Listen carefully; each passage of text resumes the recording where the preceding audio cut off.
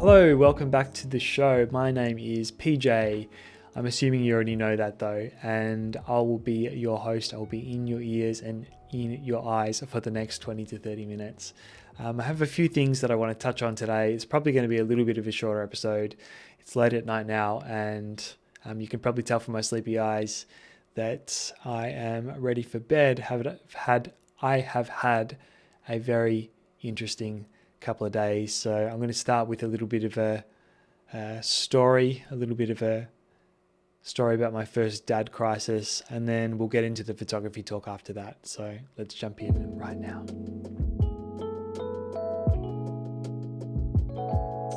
So yesterday was an interesting day. I faced my first real crisis as a dad.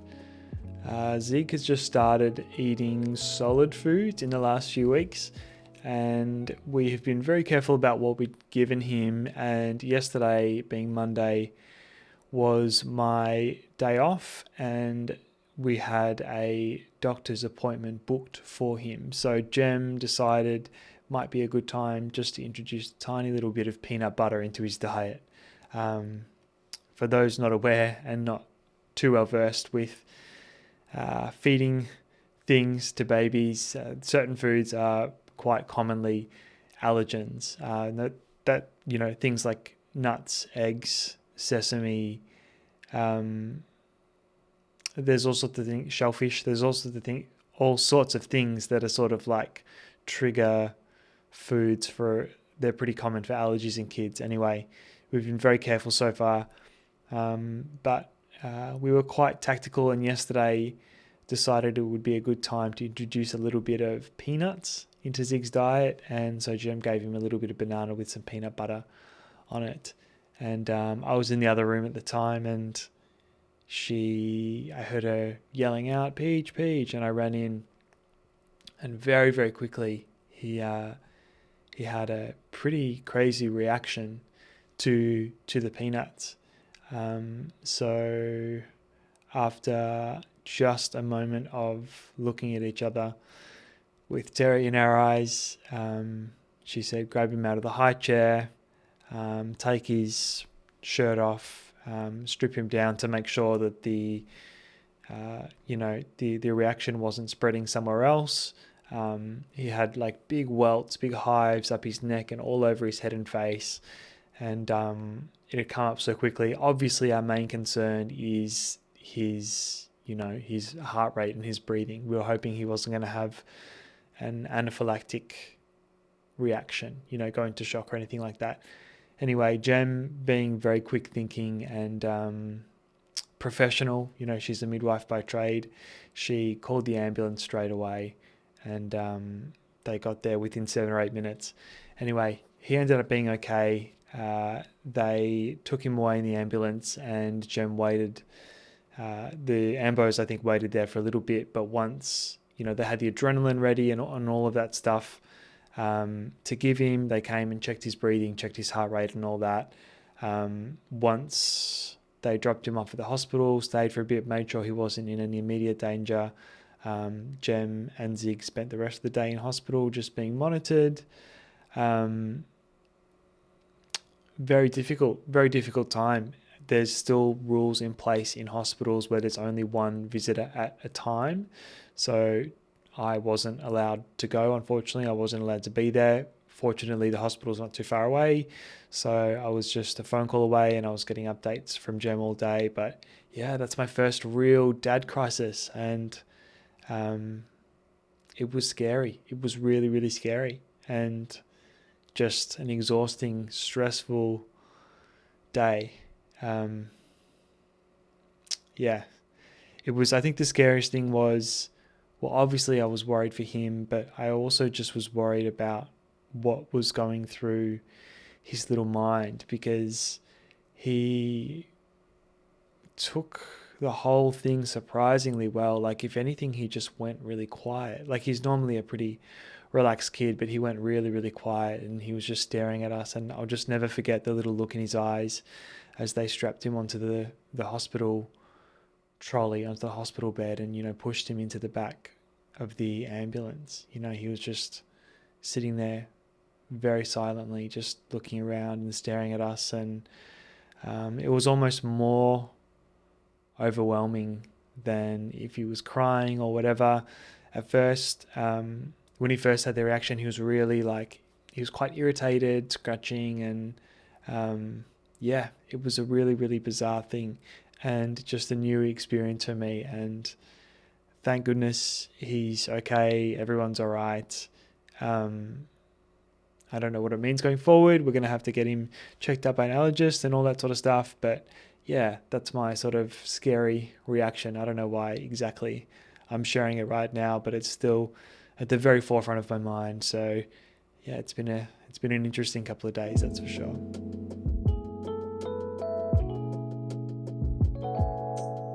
Okay, now that I've got that off my chest, let's talk photography. I hope for the podcast faithful, for you that listen every week, I hope you guys don't mind that I share my life in these episodes. I think it's okay. Then again, we don't get big views on the podcast, but I think a part of this is the journey, and I would like to think that the rest of you that are interested in the podcast are along for the journey with me. And yeah, that's my family is not just a big part of my life, they're the biggest part of my life. They're why I'm doing any of this. Anyway, enough of that. Let's get into photography. I want to talk about my lens setup at the moment. I am always very deliberate about the things that I own in my photography because it can be overwhelming, and to be honest, photography becomes so much less enjoyable if you have to worry too much about a massive amount of gear. If you have to pack a whole bunch of things when you go out to shoot, if you have to, when you're finished on a job, if you have to spend an hour packing up, that's not fun either. As with a lot of things in my life, I like to remove as many barriers as possible to make it as easy and as, happy and pleasurable to do the thing that I love to do. So one thing that I do that is to minimize my gear. So switching over to Sony must have been a year and a half ago now. It's been a little bit of a slow process. It's just been step by step. I sold all my Canon gear and I bought into Sony, and I didn't really have, money just to go out and buy a whole bunch of different lenses straight away. I bought the A7 III, I bought the 16-35 G Master 2.8, and I bought the 24-70 G Master 2.8. And to be honest, if I didn't have any other lenses, I could still do everything that I needed to do with just that kit, just those three pieces there, the body, two lenses. I really, really rate the 16-35. I'm not really allowed to talk about what I do for work, but a lot of my day-to-day involves commercial property photography. And obviously the most important thing for property photography is going to be a wide lens, an ultra wide lens. The 16-35 is so solid and reliable. It's just, I honestly rate it so much. Even for portraits, I use it for a lot of my band work. I use it for live concerts as well. It's just fantastic. Probably my favorite thing about it is it's a little bit of a smaller, lighter lens compared to the 24-70 or some of the other lenses that I own. It's rock solid. As much as the 24-70 is the most versatile lens, I'd say the 16-35 is my most used lens and the most important lens in my, in my 9 to 5, in my daily job. So the other lens that I have is the 24-70, and obviously if you've ever owned a 24-70, if you've ever shot one, you know that this is the most versatile lens. Like, there's no ifs or buts. If you had to pick something to only one lens to have forever, despite the fact that me just saying the 16-35 is my most used and my most important for my job specifically, if I had to pick only one lens to use forever, it would be the 24 to 70. And I actually have the version 1, and people online, I often hear them say bad things about the version 1, but it's an absolutely stellar lens. It's fantastic. It always happens that way when there's a new version of something that comes out. Um, all of a sudden the previous version gets left in the dark.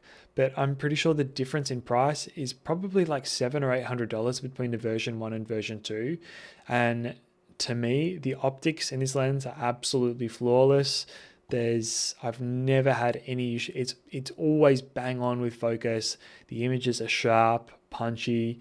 I have literally no complaints. Like if you said I could, I could upgrade and I'd get 5 or 10% better image quality. I don't even know how I could even get better image quality. Certainly not on the camera body that I have. So yeah, the upgraded version, the version 2, I'm pretty sure it's a bit shorter, a little bit lighter, actually probably quite a bit lighter.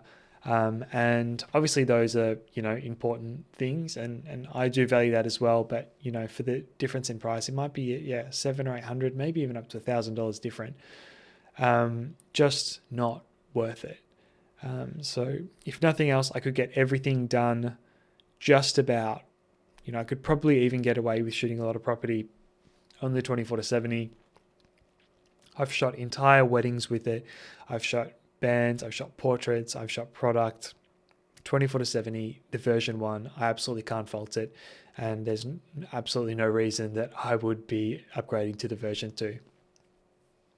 So the next lens, if you're thinking about just filling gaps in your arsenal, you probably can guess what the next lens is. I obviously needed a telephoto. I did buy the 70 to 200. Again, the version 1, I think I either bought it just after the version 2 was announced or just before the version 2 was announced. But regardless, again, I absolutely can't fault this lens. And I lusted over this lens for a whole year, I reckon. I thought about it and wished I owned it and whatever. I mean, not that badly, to be honest. It's actually my least used lens. It mainly comes out for weddings and events.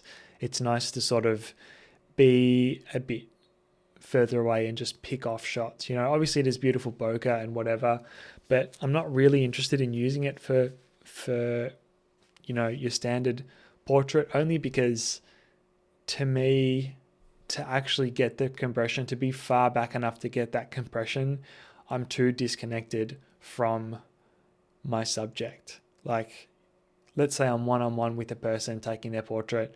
I don't want to be 10 meters back in the studio, or, I don't want to be that far away from someone. I want to be close enough that I can talk to them, look in their eyes, and speak at a reasonable volume for a conversation. But for weddings, absolutely invaluable. The second shooter who I've had with me for some of the weddings, I usually just give it to him, and it's just so easy to take good photos on that lens, particularly, the candid shots. I also like it for events. I remember I used to laugh and used to sort of think it was silly when I saw other event photographers shooting on a long lens, especially with a flash on top of the camera. But now I totally get it. If you can just bounce a little bit of flash into the room and just sort of pick people off at events, weddings, christenings, whatever, just having little conversations, interacting with each other. If you can catch those moments without being close enough to disrupt them, I totally get how invaluable that is now. But yeah, definitely my least used lens. If I had to get rid of something, or if I absolutely had to sell something to make room to make funds for something else, that would be the first thing that I sold. So that's actually, that's a pretty non-sexy lineup, a very, very efficient lineup. And you could do absolutely, just about anything with those 3 lenses. The only thing that I can think of that one complaint someone might have would be perhaps like, I don't know, sports or wildlife. Maybe you need an even longer lens than that. But in terms of covering all the bases, 16 to 35, 24 to 70, 70 to 200, it's a lineup as old as time. You know, the Holy Trinity, or the Hebrew Trinity, as Jared Polin calls it. So it's a pretty unsexy lineup, but extremely efficient and extremely effective as well. Really, yeah. Like I said, those first two lenses, I could do 90% of everything, and to have a little bit of extra reach with the telephoto zoom, the 70-200, the version 1, again, $1,000 price difference between the version 1 and version 2, absolutely not necessary to upgrade in my opinion. I've been very, very happy. Image quality is stellar. I just don't use the lens that much, if I'm being quite honest. So if you are following along, and well, if you're following me on Instagram, you probably know what lens I've been shooting lately.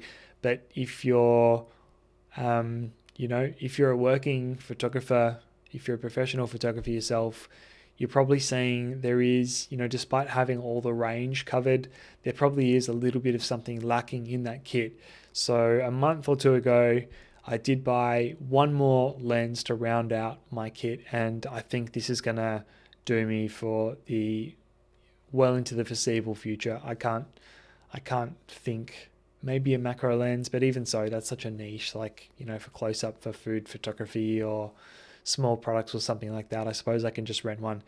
Anyway, the lens that I got was the old reliable Sigma 50mm art lens. Such a good pickup. I bought it for $700 Australian secondhand, and the gap that it fills in my lens lineup is just a pretty lens. The 24 to 70, my standard zoom, which is in the same sort of range. Let's be honest, I could get most of all the same shots, but to have a prime lens, to have a fast prime lens that you can use for, portraits, weddings, just general day-to-day stuff, just a prettier lens. A little bit of depth of field doesn't hurt, particularly, I think, if you're doing a portrait of a single person. I think, that is probably the most important time to have a fast prime. I think for video as well, it's pretty cool, but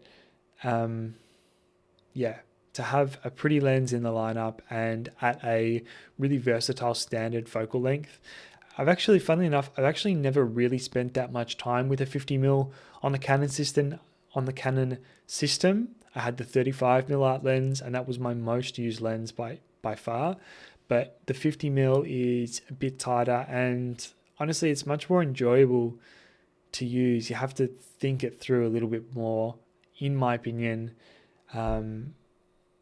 because you just have to be a bit more selective about your compositions with a a telephoto, a more zoomed in lens, a tighter lens than the 35mm. But yeah, $700, such a good deal. Again, I was looking at the G Master, the 50mm 1.2 G Master.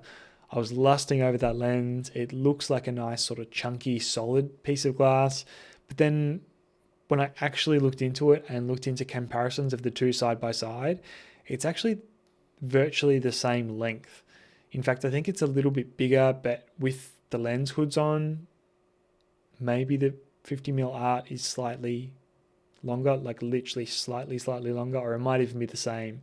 And I was like, okay, well, also it'll be much lighter than the 50mm art lens, but it's only like 30 grams or something lighter. So the 50mm G Master, it's an absolute chunk of a lens.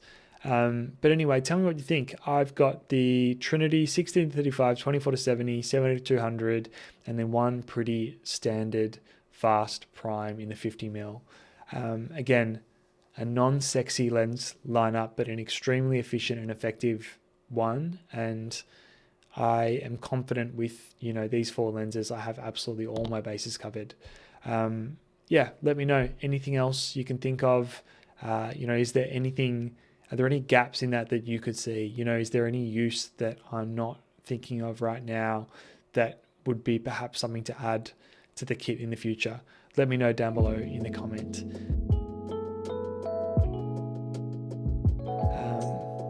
Tool of the week this week, I'm going to say, is the Sigma 50mm 1.4 Art Series lens. I shot it properly last week. There's a video coming shortly, and you can see the pics on Instagram with Chairboy, who is a guy called Chris. He makes custom bespoke Japanese style furniture out of Melbourne, and had a great shoot with him. Used only the 50mm, absolutely loved it. So that is going to be my tool of the week for this week. Okay, thank you so much for watching.